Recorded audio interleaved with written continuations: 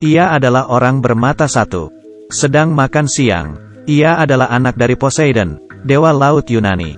Hanya dengan menyentuh laut, ia dapat memanggil monster laut. Walau ia memiliki sihir air yang kuat, tapi ia tidak pernah bertemu ayahnya. Untuk mencari kebenaran, ia dengan saudara tirinya mencari penyihir. Ternyata pada zaman kuno, ada sebuah iblis kuat yang menguasai dunia. Ia juga suka memakan anaknya sendiri. Untuk menghentikan kejahatannya, ketiga anaknya Poseidon, Zeus dan Hades mengalahkannya, menyegelnya. Tapi ia dapat bangkit lagi. Ada 3 dewa yang bisa mengalahkan si iblis itu.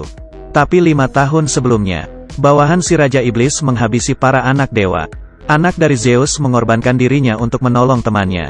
Tubuhnya berubah menjadi sebuah pohon, membentuk pelindung yang menghalangi monster dan musuh. Ia kabur bersama anak-anak Hades. Ia sendiri selalu ditertawai karena matanya hanya satu. Kali ini, sapi.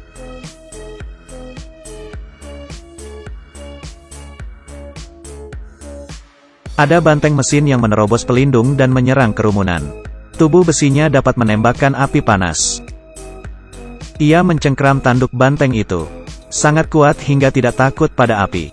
Tapi ia tidak bisa mengalahkan si banteng. Saudaranya memiliki ide, melempar pedang ke dalam mulut si banteng. Karena pedang itu, tubuh si banteng menjadi rusak.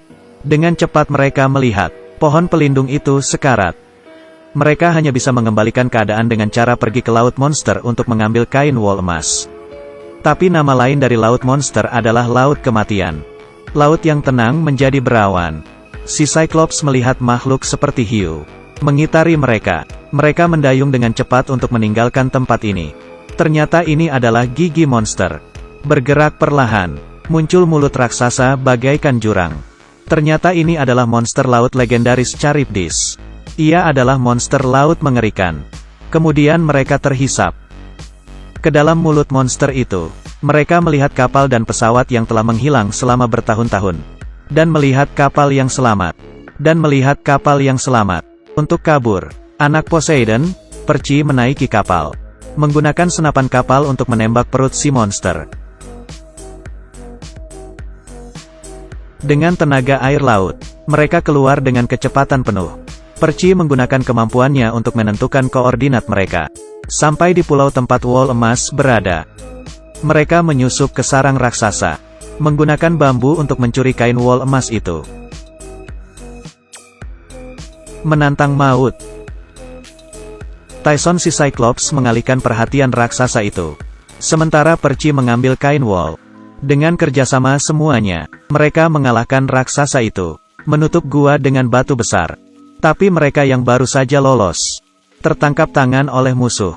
Mereka mengambil wol emas, menutup petisi iblis dengan kain itu, dan membangkitkan si iblis. Membuat umat manusia terancam. Mereka melihat si iblis akan bangkit. Perci memutus tali dengan belati. Mencoba menghentikan semuanya. Ia dihempas oleh Luke, bawahan si iblis. Pada saat genting ini Tyson membantu Perci. Ia selamat. Tapi si iblis juga bangkit. Luke ingin memuja si iblis. Tapi malah diambil dan dimakan. Ia tidak kehilangan kebiasaan memakan anaknya sendiri. Semua lari ketakutan. Perci mengambil pedang dan menerjang iblis itu. Dengan cepat sadar, luka si iblis sembuh dengan cepat. Ternyata pedang ini bisa mengalahkan si iblis. Perci menerjang lagi. Memegang pedangnya, dan membelah iblis menjadi 2. Luka si iblis tidak dapat sembuh. Dan dalam sekejap menghilang. Tyson mengambil kain emas itu. Pertarungan ini mengakhiri segalanya. Mereka kembali. Dengan bantuan kain emas ini, pohon pelindung mulai sehat kembali. Membawa kehidupan yang lebih menarik. Kain emas itu juga menghidupkan kembali Thalia, anak dari Zeus. Sebagai pemimpin dari para anak dewa, bagaimana kalian akan mengikuti lanjutan kisah Percy Jackson and the Sea of Monsters?